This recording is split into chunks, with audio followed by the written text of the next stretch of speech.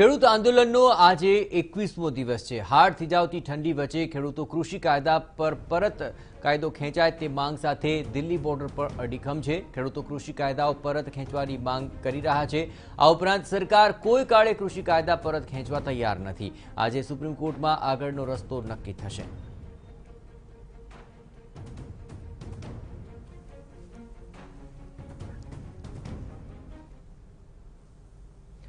तो आखिर आज मुद्दे વધુ વિગતે बात करने માટે જોડાઈ રહ્યા છે टीवी 9 संवाददाता जितेंद्र भाटी। जितेंद्र, जहां तक देखा जाए क्या अभी रुख लग रहा है, क्या ये मामला और आगे बढ़ जाएगा या फिर जो भी किसान हैं वो अभी सरकार के साथ बातचीत करने के लिए तैयार हैं?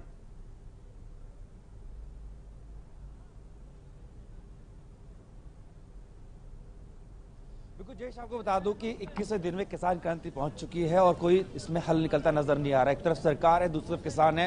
सरकार की तरफ से कहा गया है कि हम संशोधन करेंगे लेकिन कानून वापस नहीं लेंगे, तो किसान का साफ तौर पर कहना है कि ये सिर्फ ना कानून वापस लिया बल्कि जो एमएसपी है उसकी गारंटी भी उसको दी जाए और उसको लेकर जो है गतिरोध जारी है। इस वक्त अगर बात करें तो दिल्ली का टेम्परेचर है वो 4.1 डिग्री सेल्सियस आ गया है, लेकिन इसके बावजूद किसानों का जो जोश है, जो उनकी हिम्मत है, वो बरकरार जो है।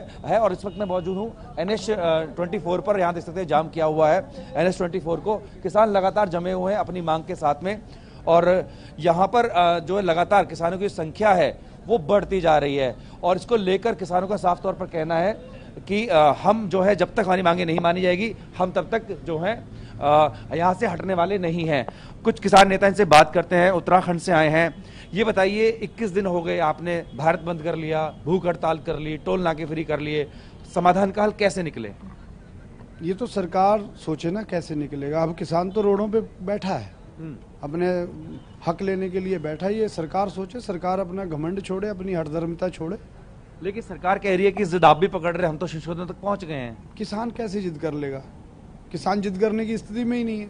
किसान अगर जिद करने की स्थिति में होता तो ये बिल पास कर लेते। किसान अपना हक मांग रहे हैं लोकतांत्रिक तरीके से और ये तानाशाह सरकार देना नहीं चाहती। और जब तक ये सरकार नहीं बिलों को वापस लेती तब तक इस रोडों से हटने वाले नहीं और दिल्ली की तरफ को बढ़ेंगे। जब भी हमारे नेता, किसान नेता जो नेतृत्व कर रहे हैं, जो जब भी निर्देश देंगे तो यहाँ से किसान 1 इंच पीछे हटने वाला नहीं है, आगे बढ़ेगा। कुछ और किसान है, उनसे बात करते हैं। आप ये बताइए कि सरकार अब कह रही है कि जो आपको खामियां गिनाई आपने, हम उनको दूर करने को तैयार हैं, लेकिन बातचीत का माहौल तो बनाओ। अब देखा जाए तो अभी जो 6 दौर की बातचीत हुई थी उसके बाद एक लंबा गैप आ गया है।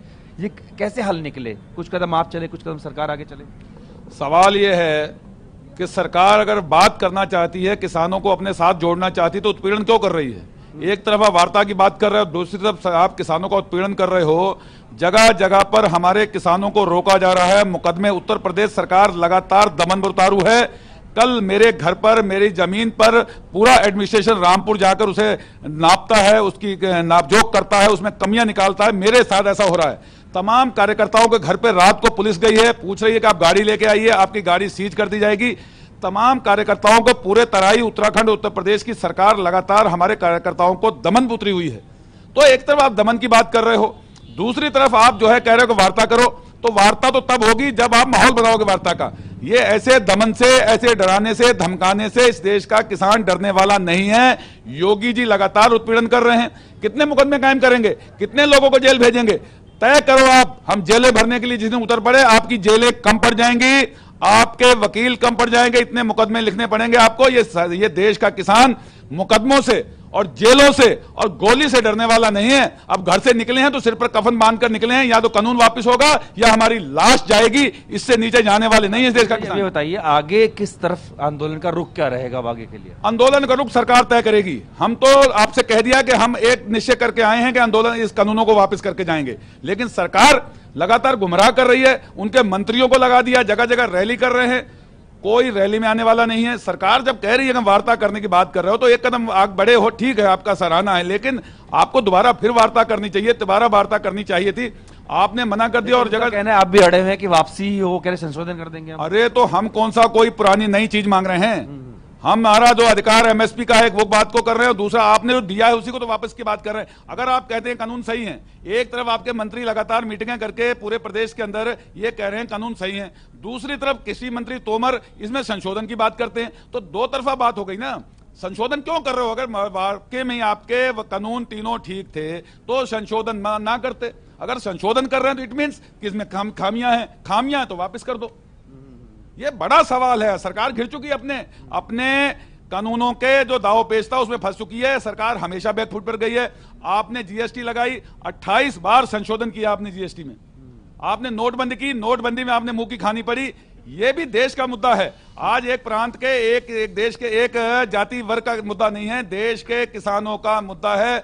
देश का किसान खड़ा है। जितना आंदोलन लंबा होगा उतना ज्यादा फैलेगा, उतना किसानों में आक्रोश आएगा। बिल्कुल जयेश, इनका कहना है कि जब जितना लंबा आंदोलन खींचेगा वैसे वैसे आक्रामकता बढ़ती जाएगी। मांग वही है कि तीनों कानून वापस हो, साथ ही साथ जो एमएसपी है उस पर लिखित गारंटी जो कानून है वो इनको मिले। इसके ही हल के बाद जो है यहाँ से हटने को तैयार है। जयेश, धन्यवाद।